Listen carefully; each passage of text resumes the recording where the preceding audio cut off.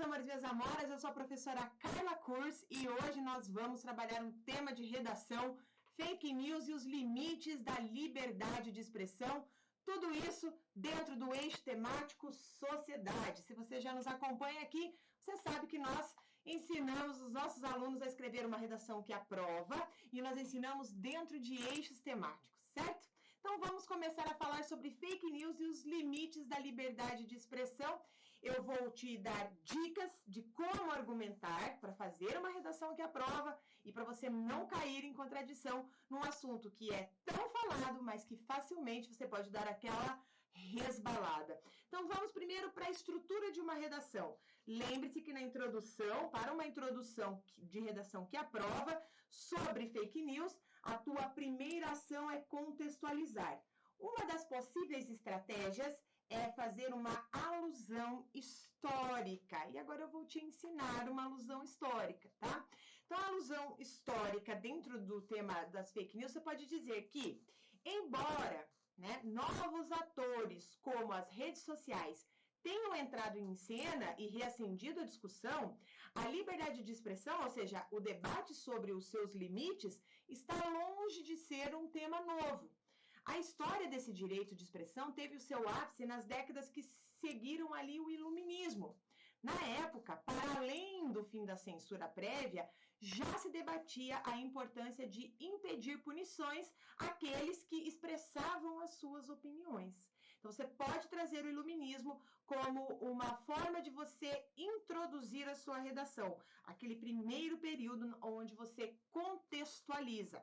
Isso por meio da estratégia da alusão histórica. Mas não é somente essa estratégia, você também pode começar a sua redação contextualizando usando uma citação. Sim, citação de autoridade. Pode ser um filósofo, um sociólogo, um historiador, um político, uma pessoa conhecida, ou uma Constituição, enfim, uma Constituição não, um artigo da Constituição. Mas para o nosso assunto, que é a fake news, que eu vou te ensinar a falar sobre a fake news, você pode citar o filósofo inglês chamado John Stuart Mill, tá? Ele viveu na primeira metade do século XIX e ele chegou a defender o exercício da liberdade de expressão, que ele só poderia ser punido caso ele provocasse dano material ou dano físico a alguém. Isso porque o Mill acreditava que o livre debate de ideias era fundamental. E ainda que das mais radicais, segundo ele, elas poderiam tornar-se amplamente aceitas no futuro, como é o caso da democracia. Então, para a sua redação, eu trouxe duas frases do Stuart Mill. Eu trouxe uma frase um pouco maior e uma frase menor.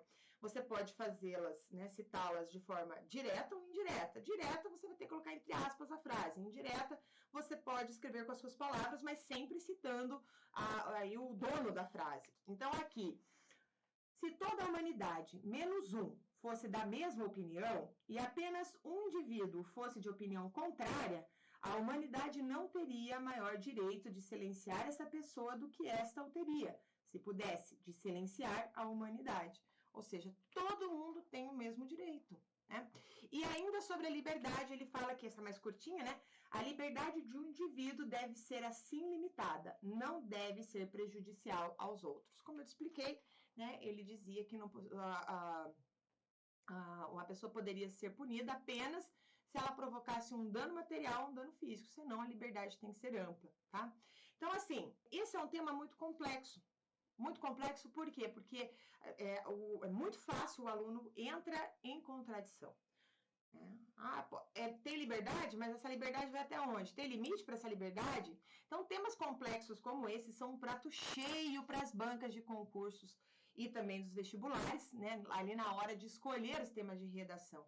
Então, por conta disso, eu levantei aí os principais argumentos e pontos de atenção para que você não seja pego de surpresa com esse tema lá no dia da sua prova e que você consiga fazer uma redação que aprova, tá?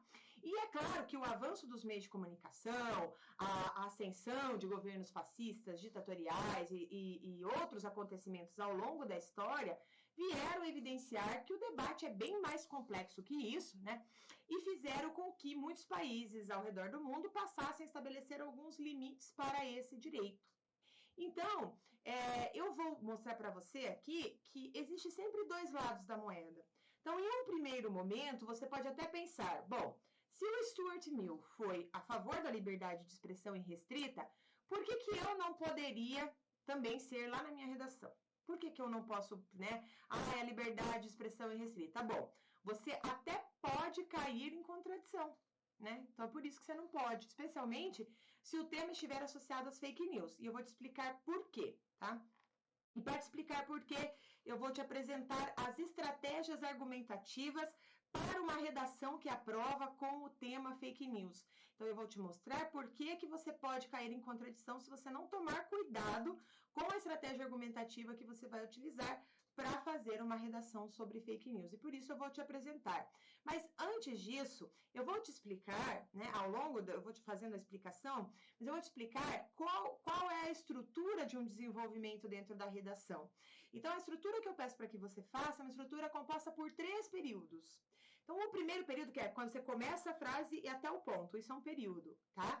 Então, o primeiro período do desenvolvimento de uma redação que aprova com o tema fake news é a apresentação de um tópico frasal. Então, o que é o tópico frasal? Cara, o tópico frasal é a ideia central do seu argumento, aquilo que você acredita ser a situação, problema relacionado ao tema e que será o foco de discussão daquele parágrafo. Cada parágrafo tem que ter uma apresentação de um tópico frasal diferente, tá? Então, geralmente é apresentado por uma frase breve que sintetiza o seu pensamento sobre a situação. Ele pode ser elaborado como uma afirmação, uma comparação, uma lei ou uma referência histórica, por exemplo, como lá na introdução. Ou seja, você tem que apresentar a sua ideia, principal ali já de cara no seu argumento. E você pode usar a Constituição como a sua aliada, tá? Então você pode começar assim, ó. Embora a Constituição Brasileira de 1988 garanta, no seu artigo 5º, o direito à liberdade de expressão, ela estabelece também alguns limites. E aí você continua, tá? Então, essa é uma dica de como você vai começar o primeiro parágrafo de desenvolvimento da sua redação falando sobre fake news, tendo autoridade sobre esse período. Tá? Agora, eu vou te mostrar o segundo período de desenvolvimento de uma redação que aprova com o tema fake news. Então, depois feito a contextualização, apresentado o tópico frasal, você vai fundamentar a ideia. Então, o que é a fundamentação dessa ideia? Depois de apresentar a situação-problema, você deve, então, comprovar a ideia. Procure responder as seguintes questões. Por que tal problema acontece? Como acontece? Há exemplos, dados, reflexões teóricas a respeito?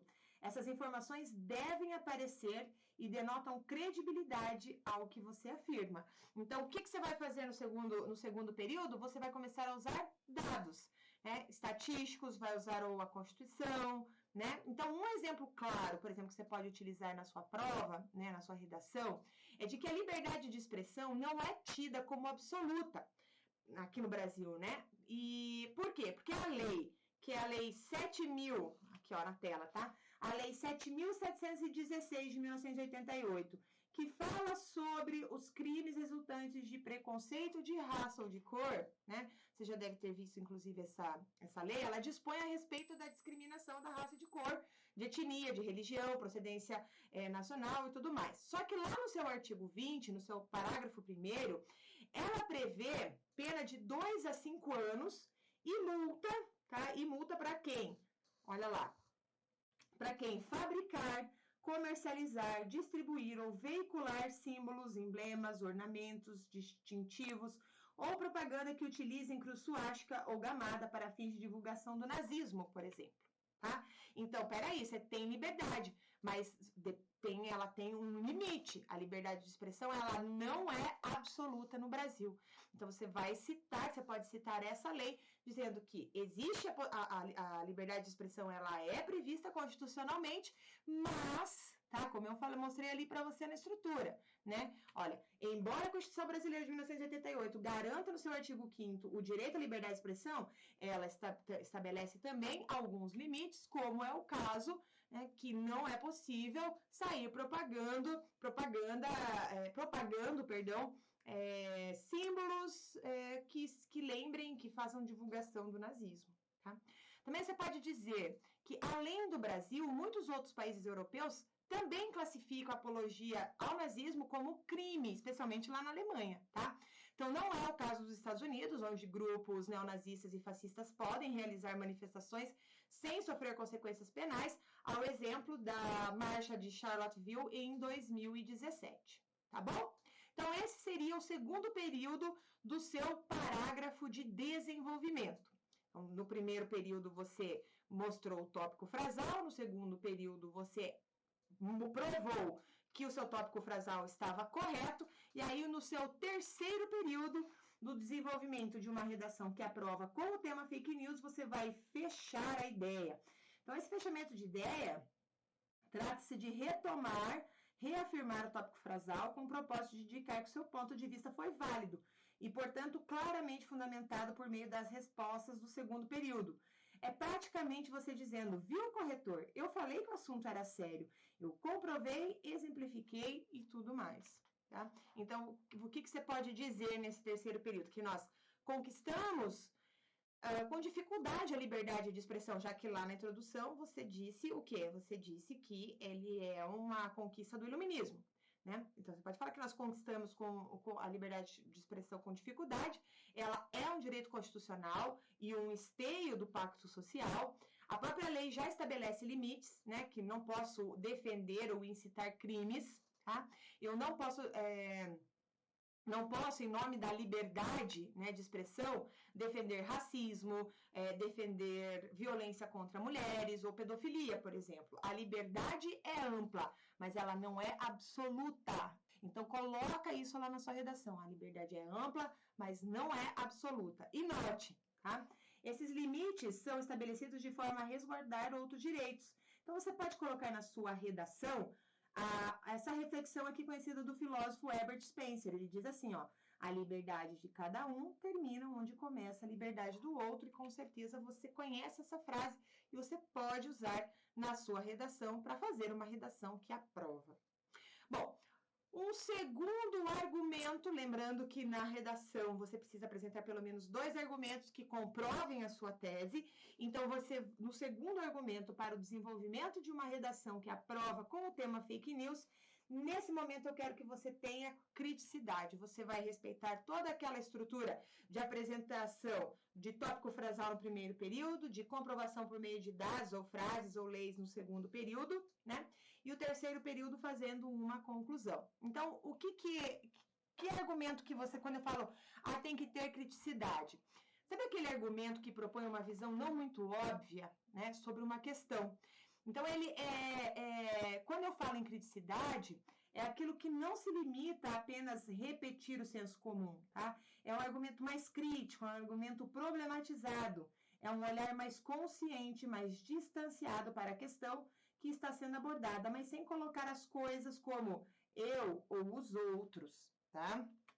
Então, nunca se coloque na redação, nunca coloque o corretor na sua redação, não pode, fica feio, e eu explico, tá?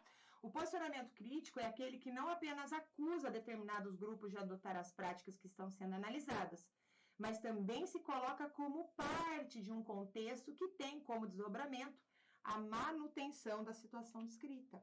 Tá? Então, se nós temos aí a manutenção das fake news, talvez a gente de alguma forma ajude, né?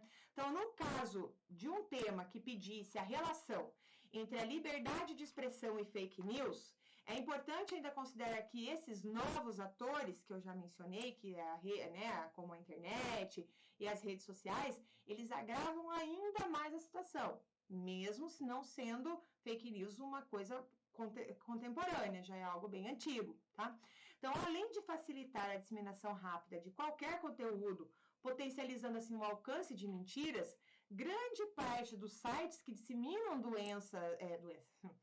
que disseminam notícias, louca, né? Disseminam notícias fraudulentas, utilizam nomes fictícios ou mesmo não possuem assinatura de textos, impedindo assim a responsabilização pelo que foi publicado. Então, eles driblam dessa forma a vedação do anonimato instituída pela Constituição. Então, isso tudo sem mencionar que o teor do conteúdo publicado, muitas vezes, incita o ódio e a intolerância. Por fim, né, é bom lembrar que nós estamos vivendo na era da ascensão dos discursos de ódio, né, sobre a justificativa do direito de se expressar, mas você vai colocar na sua redação que não é bem assim. Inclusive, destacar isso é uma excelente forma de você demonstrar criticidade quanto ao assunto. Tá? Agora, você deve estar se perguntando, professora, então uma redação completa, né? Uma redação que aprova, uma redação que vai fazer o corretor ficar assim, entusiasmado com a minha redação, o que ela tem que ter, o que ela não tem que ter. Então, de forma geral, conclusões de uma redação que aprova, elas possuem os seguintes elementos, tá? Não apresenta novos argumentos, tá? Então, nunca você vai apresentar um novo argumento na sua conclusão. Na conclusão, existe a retomada do ponto de vista, ou seja, a tese, né? Então, você vai ter que trazer de volta aquele pensamento que você colocou na introdução. A conclusão, ela dá continuidade às ideias que você apresentou no seu desenvolvimento e ela apresenta uma solução, que a gente chama de proposta de intervenção, ou destaque a um ponto, quando você vai fazer uma síntese, enfim. Então, eu vou falar sobre cada um desses pontos. Com relação a não apresentar novos argumentos na conclusão.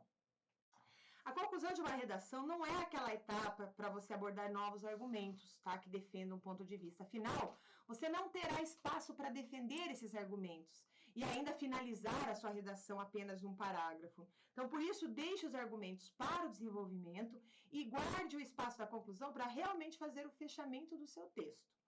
Com o segundo aspecto, que é retomada do ponto de vista. Na introdução da sua redação, você apresentou a sua tese, né? Ou seja, o ponto de vista.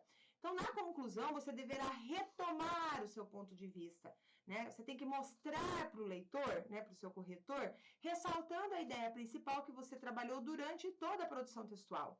E, se necessário, você pode fazer um resumo rápido dos argumentos, mostrando a correlação entre eles e como eles caminham para a defesa da sua tese. Mas lembre-se, tá? Quando se trata de apenas uma redação, o seu espaço ele é suficiente para a sua conclusão objetiva. Então, cuidado para não ultrapassar aí o limite de linhas, tá bom? Senão também perde ponto. Terceiro aspecto é a continuidade de ideias. Para garantir a coesão do seu texto, você não pode simplesmente fazer uma quebra em suas ideias do desenvolvimento e começar a conclusão. Então, é necessário garantir uma linearidade sobre o que você estava falando, tá? De modo que o seu corretor faça uma leitura fluida do texto. Ele vai estar cansado de ler muitos textos quando ele estiver corrigindo. Se você apresentar um texto fluido, ele vai gostar demais do seu texto, né? Então, por isso, você tem que garantir que os parágrafos estejam conectados, que eles caminhem num sentido comum, né? Assim fica muito mais fácil fazer uma conclusão boa, né? Uma conclusão coerente com o que você está abordando ao longo do texto. E, por fim, você precisa apresentar uma solução ou um destaque a um ponto, né? Que a conclusão também é o local onde você vai destacar um ponto que acredita ser importante em todo o seu raciocínio, apresentando, então, o aprendizado para o leitor.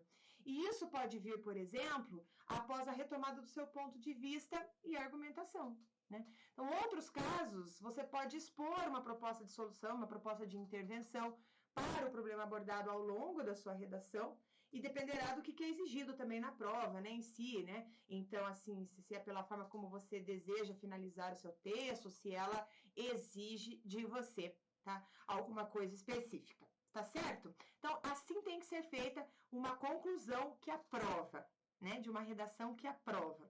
Agora, eu vou te dar uma dica de ouro para você fazer uma redação que aprova com o tema da fake news. O que será que eu quero te mostrar? Eu quero te mostrar que você tem que ter atenção aos direitos humanos. É isso mesmo, tá? Porque embora a fake news não seja uma aposta tão forte para os próximos concursos, pelo fato de que as notícias são um tópico muito explorado desde as campanhas para as eleições presidenciais de 2018, A atenção aos direitos humanos, ela vale para qualquer prova, tá? E nesses casos, eu recomendo você ir direto à fonte. A maioria dos candidatos se deixa levar por achismos, que deveriam se debruçar e que podem ficar só naquilo que eles pensam que é o senso comum. Mas não, um candidato que quer fazer uma redação que aprova, sobre qualquer tema, na verdade, é se debruçar sobre o estudo da Declaração dos Direitos Humanos. Né? Isso vai levar você a uma redação que aprova, certo? Eu espero que você tenha gostado, que você tenha gostado das nossas dicas, e agora é o seu momento, o momento de fazer uma redação com o tema Fake News. Um grande beijo e até mais!